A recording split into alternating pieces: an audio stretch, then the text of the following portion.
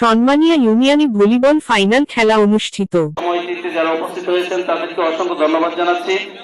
আমরা আজকের এই ম্যাচটি পবিত্র কোরআন তেলাওয়াতের মাধ্যমে আমরা শুরু করতে যাচ্ছি। প্রথমেই কোরআন তেলাওয়াত নিয়ে আসছেন আমাদের প্রিয় ভাই হাফেজ মাওলানা শফিকুল ইসলাম।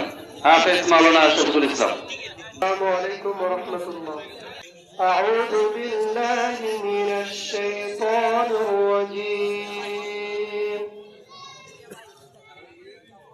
বিসমিল্লাহির রাহমানির রহিম।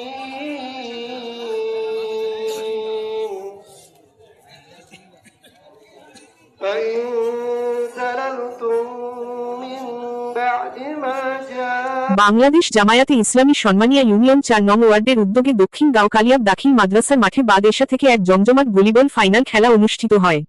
উক্ত খেলায় সভাপতিত্ব করেন বাংলাদেশ জামায়াতে ইসলামী সন্মানিয়া ইউনিয়ন ৪ নং ওয়ার্ড শাখার সভাপতি মনির হোসাইন।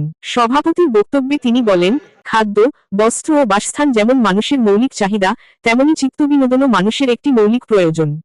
খেলাধুলা তারই একটি গুরুত্বপূর্ণ অংশ।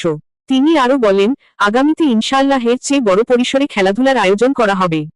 খেলায় বিশেষ অতিথি হিসেবে বক্তব্য রাখেন বাংলাদেশ জামায়াতে ইসলামী সন্মানিয়া ইউনিয়ন শাখার সেক্রেটারি জনাব আব্দুর রহিম রতন। তিনি বলেন, বর্তমান যুবসমাজের একটি অংশ মাদকের সঙ্গে জড়িয়ে পড়ছে। এই অবস্থা থেকে মুক্তির জন্য খেলাধুলার সঙ্গে সম্পৃক্ত থাকা অত্যন্ত জরুরি। অনুষ্ঠানে বাংলাদেশ জামায়াতে ইসলামী সন্মানিয়া ইউনিয়নের বিভিন্ন ওয়ার্ডের দায়িত্বশীল বৃন্দ উপস্থিত ছিলেন। খেলাটির ধারাবর্ণনা করেন জনাব হানিফ শেখ। খেলায় রেফারির দায়িত্ব পালন করেন বাংলাদেশ ফুটবল ফেডারেশন বাফুফে কর্তৃক সনদপ্রাপ্ত রেফারি জনাব আব্দুল কাইয়ুম।